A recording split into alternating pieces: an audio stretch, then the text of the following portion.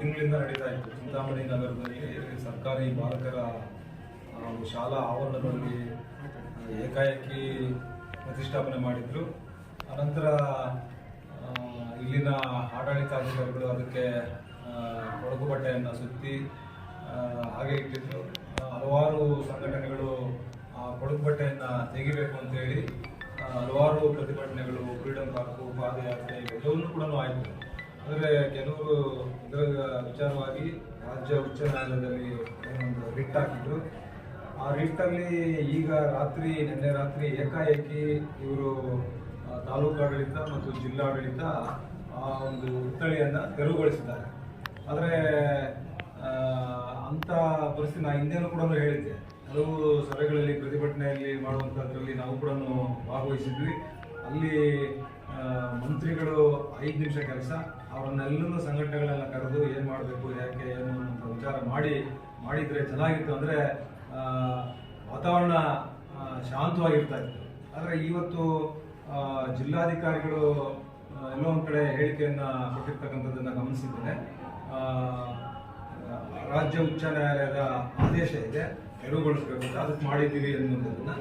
ಆದರೂ ಕೂಡ ಅದ್ರ ಬಗ್ಗೆ ಇನ್ನೂ ಆದೇಶದಲ್ಲಿ ಏನಿದೆ, ಏನು ಯಾವತ್ತಾಯಿತು ಆದೇಶ, ಅಥವಾ ಈ ಆದೇಶ ಏನಾದರೂ 2-3 ತಿಂಗಳಾಗಿದ್ದರೆ ಯಾಕೆ ಇಷ್ಟು ವಿಳಂಬ ಮಾಡಿ ನಿನ್ನೆನೇ ರಾತ್ರಿ ಏಕಾಏಕಿ ಯಾಕೆ ಮಾಡಬೇಕಾಗಿತ್ತು ಅನ್ನುವಂಥ ವಿಚಾರ. ಹಾಗಾಗಿ ಆ ಆದೇಶ ಯಾವತ್ತಾಗಿದೆ, ಆದೇಶದಲ್ಲಿ ಏನಿದೆ ಅನ್ನುವಂಥದ್ದನ್ನು ಗಮನಿಸಿ ಮುಂದಿನ ದಿನಗಳಲ್ಲಿ ಅದರ ಬಗ್ಗೆ ಮಾತನಾಡ್ತೇನೆ. ಈಗ ತಕ್ಷಣಕ್ಕೆ ರಾತ್ರಿ ಏಕಾಏಕಿ ಅವರು ತೆಗೆದಿರೋದ್ರಿಂದ ಎಲ್ಲ ದಲಿತ ಸಂಘಟನೆಗಳು ಇವತ್ತೇನೋ ಒಂದು ಒಮ್ಮತವಾಗಿ ತೀರ್ಮಾನಕ್ಕೆ ಬಂದಿದ್ದಾರೆ. ಅವರು ನಾಳೆ ಚಿಂತಾಮಣಿ ಬಂದ್ ಮಾಡಬೇಕು ಅನ್ನೋದು. ಚಿಂತಾಮಣಿ ಬಂದ್ಗೆ ಯಾಕಂದರೆ ಹಿಂದೆನೂ ನಾವು ಸಹಕಾರ ಕೊಟ್ಟಿದ್ವಿ. ಅವರಿಗೆ ಪ್ರತಿಭಟನೆಗಳಲ್ಲಿರ್ಬೋದು, ಪಾದಯಾತ್ರೆಯಲ್ಲಿರ್ಬೋದು, ಫ್ರೀಡಂ ಪಾರ್ಕ್ ಇರ್ಬೋದು, ಹಲವಾರು ಈ ಪುತ್ಥಳಿ ವಿಚಾರದಲ್ಲಿ ನಾವು ಅವ್ರಿಗೆ ಬೆಂಬಲಿಸ್ಕೊಂಡೇ ಬಂದಿದ್ವಿ. ಹಾಗಾಗಿ ನಾಳೆ ಚಿಂತಾಮಣಿ ಏನು ಇವತ್ತು ವಿಶೇಷವಾಗಿ ಇದರ ವಿಚಾರವಾಗಿ ಬಂದ್ ಮಾಡಬೇಕು ಅಂತ ತೀರ್ಮಾನ ತಗೊಂಡಿದ್ದಾರೆ. ಅದಕ್ಕೆ ನಮ್ಮ JDS ಪಕ್ಷ ಸಂಪೂರ್ಣವಾಗಿ ಬೆಂಬಲವನ್ನು ನಾಳೆ ಕೊಡ್ತಾ ಇದ್ವಿ. ಇನ್ನು ಉಳಿದಂಥ ವಿಚಾರ ಆದೇಶಗಳನ್ನು ನೋಡಿ, ಆದೇಶಗಳಲ್ಲಿ ಏನಿದೆ, ಹೇಗೆ ಏನು ಅನ್ನೋಂತ ತಿಳ್ಕೊಂಡು ಮುಂದೆ ಮಾತಾಡ್ತೀವಿ. ಸರ್, ಈಗ ಹೈಕೋರ್ಟ್ ಆದೇಶ ನೀಡಿದೆ ಅಂತಕ್ಕಂಥದ್ದು DC ಅವರು ಹೇಳ್ತಾ ಇದ್ದಾರೆ. ಆದರೆ ಅದು ಡೇ ಟೈಮೇ ಮಾಡಬಹುದಾಗಿತ್ತಲ್ಲ, ಯಾಕೆ ಇವರು ನೈಟೇ ಬಂದು ಇದು ಮಾಡಿದ್ರು? ಇದು ಒಂಥರ ಅಪರಾಧ ಅಲ್ವಾ ಸರ್? ನಾನು ಅದನ್ನೇ ಈಗಾಗಲೇ ಹೇಳಿದ್ದು. ಆದೇಶದಲ್ಲಿ ಏನಿದೆ, ರಾತ್ರೋರಾತ್ರಿ ಮಾಡುವಂಥದ್ದೇನು ಇರಲಿಲ್ಲ.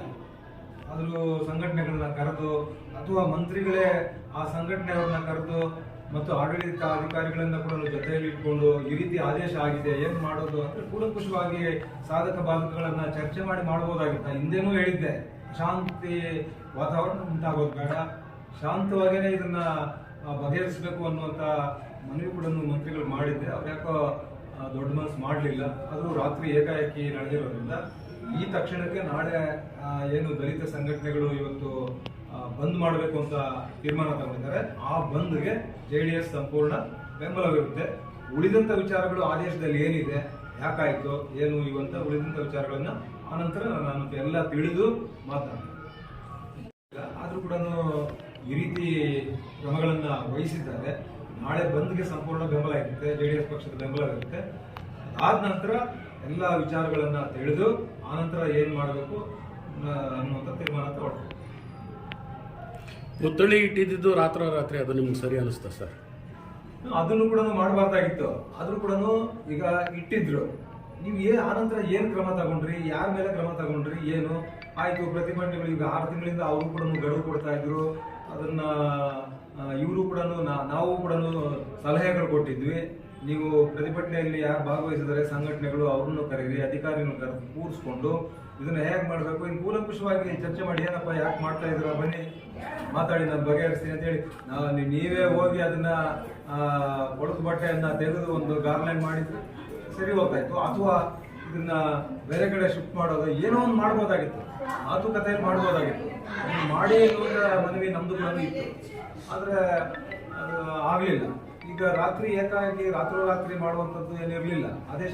ಕೋರ್ಟ್ ಆದೇಶ ಇದ್ದಿದ್ರೆ ಅದನ್ನ ಆ ಸಂಘಟನೆಗಳವ್ರನ್ನು ಕರೆದು ಈ ರೀತಿ ಕೋರ್ಟ್ ಆದೇಶ ಇದೆ ಅಂತ ಹೇಳಿ ಅವ್ರನ್ನೂ ಮನವರಿಕೆ ಮಾಡಿ ಮಾಡ್ಬೋದಾಗಿತ್ತು. ರಾತ್ರೋರಾತ್ರಿ ಮಾಡುವಂಥದ್ದು ಏನಿರಲಿಲ್ಲ. ಅದು ಯಾಕೆ ಮಾಡಿದ್ರು ಅಂತ ಗೊತ್ತಿಲ್ಲ.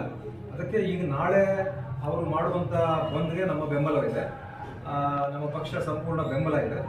ಮತ್ತು ಉಳಿದ ವಿಚಾರಗಳನ್ನು ನಾವು ಆದೇಶಗಳು ಇನ್ನೊಂದು ಏನೇನಾಗಿದೆ ಇದೆಲ್ಲ ಕೂಲಂಕುಷವಾಗಿ ವಿಚಾರ ಮಾಡಿ ಮುಂದೆ ನಾವು ನಮ್ಮ ತೀರ್ಮಾನ ಮಾಡ್ತೀವಿ. ಮತ್ತೆ ಅದೇ ಜಾಗದಲ್ಲಿ ಪುತ್ರಿ ಇಡಬೇಕಂತ ತಾವೇನಾದರೂ ಒತ್ತಾಯ ಮಾಡ್ತೀರಾ? ನಾನೀಗ ಅದನ್ನೇ ಅಲ್ಲಿ ನಾಳೆ ಬಂದು ಬೆಂಬಲ ಆನಂತರ ಎಲ್ಲ ವಿಚಾರಗಳನ್ನ ಕೂತು ಚರ್ಚೆ ಮಾಡ್ತೀವಿ.